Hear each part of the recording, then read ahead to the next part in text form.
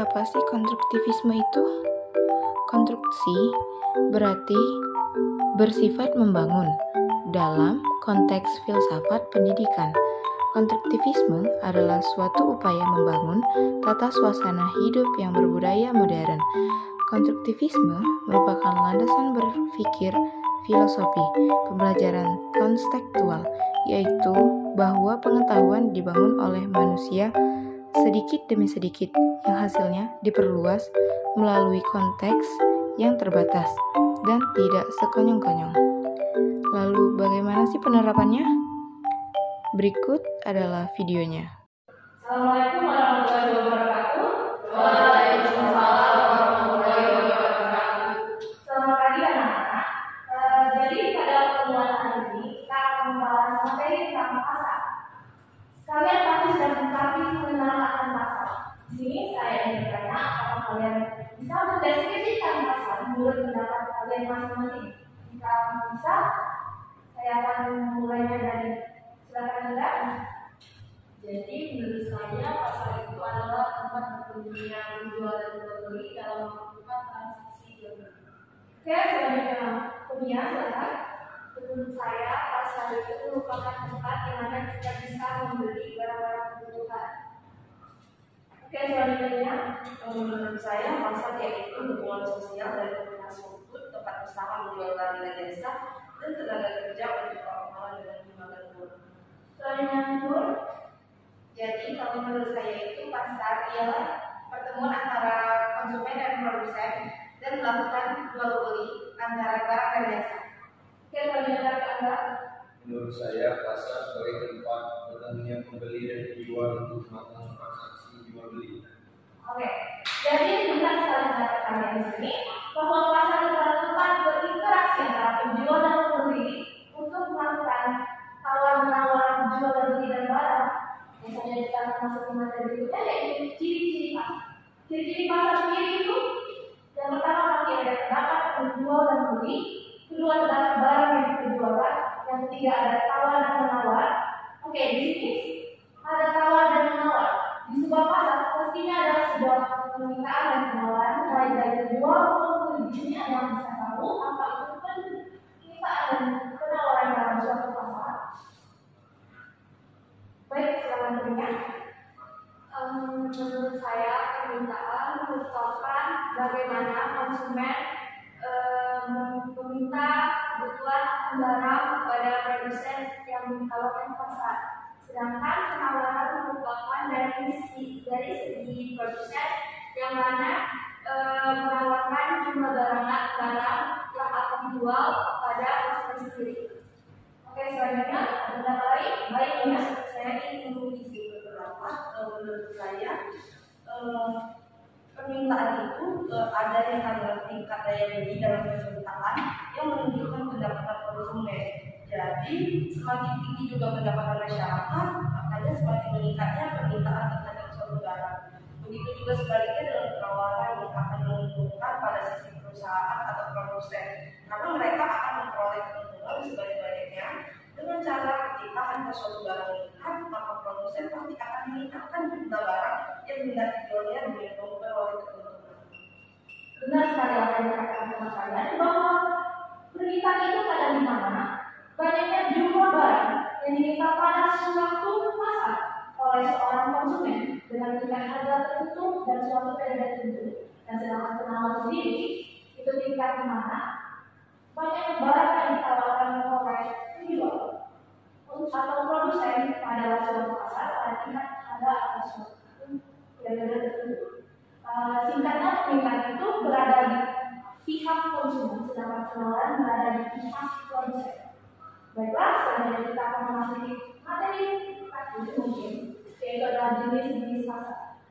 Jenis-jenis pasar menurut klasifikasi sendiri ada dua, yaitu pasar tradisional dan pasar modern.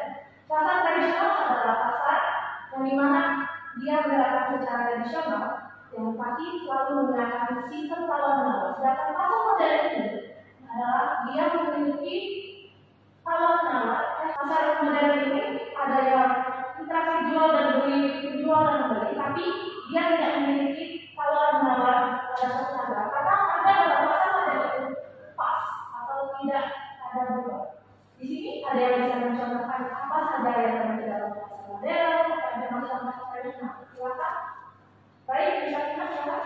Jadi kalau yang pasar tradisional itu contohnya itu ya seperti pasar yang pada kalangan yang terdapatnya pasar yang bisa melakukan interaksi langsung. Sedangkan kalau pasar modern itu yang penjualnya itu dan pembelinya itu tidak bisa berinteraksi atau tawar-menawar seperti yang Ibu cakapkan tadi. Contohnya itu seperti minimarket, supermarket, dan mall yang besar. Itu sekali. Apa ada poin? Oke, silakan Mbak.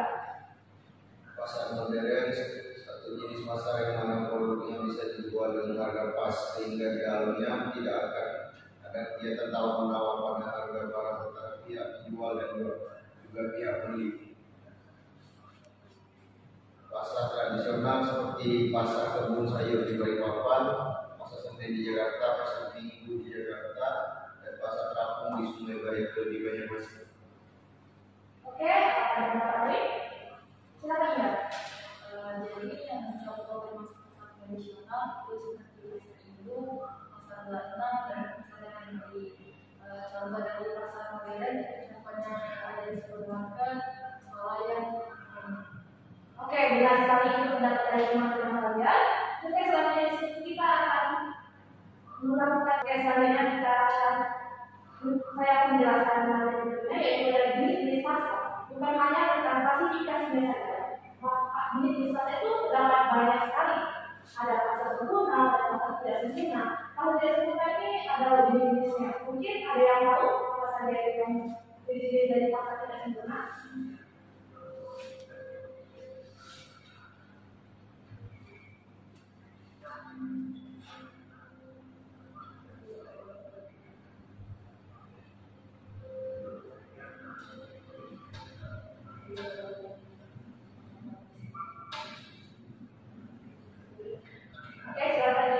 Jadi pasar persaingan sempurna, pasar di mana penjual dan pembeli tidak dapat mengurangi harga sehingga harga di pasar betul-betul merupakan hasil kesepakatan dan interaksi antara penawaran dan permintaan.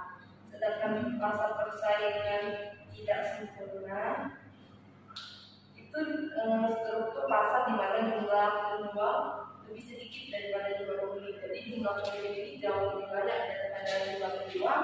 Yang di mana pasar persaingan tidak sempurna ini berhak atas melakukan penjualan produk-produk tertentu dan hanya mereka yang boleh atau mampu menjual produk dengan harga yang bagus.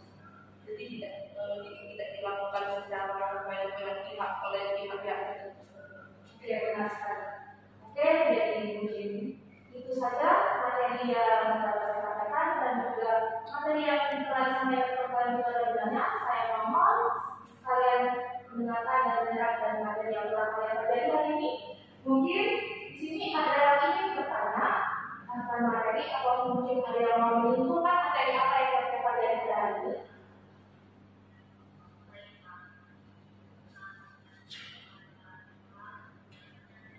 Oke, silakan. Baik, di sini saya akan menyimpulkan materi yang kita pelajari pada hari ini mengenai tentang pasar. Jadi pasar itu sendiri adalah tempat bertemunya penjual dan pembeli melakukan transaksi jual beli. Di dalam pasar itu sendiri terdapat permintaan dan penawaran yang dilakukannya. Dan jenis-jenis pasar itu adalah pasar persaingan sempurna dan pasar persaingan tidak sempurna. Nah, untuk jenis pasarnya juga itu ada pasar tradisional dan pasar modern. Oke, ada kesimpulan lain? Menurut saya pasar ini memang terjadinya antara penjual barang dan jasa yang terjadi antara konsumen dan produsen. Tapi bukan hanya masalah untuk jual beli saja, tetapi ada permintaan dan penawaran juga.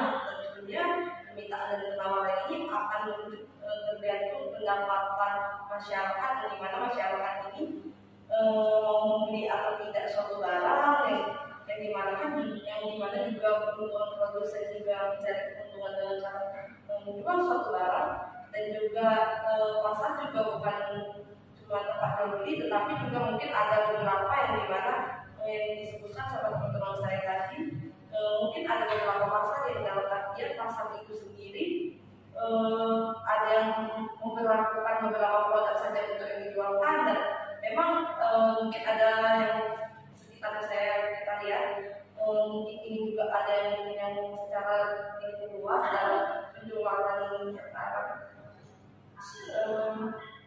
Segitu dulu mungkin saya. Terima kasih atas kesimpulannya dan mungkin itu saja materi dulu dari materi yang telah kita pada hari ini. Mohon maaf bila ada kesalahan dari saya.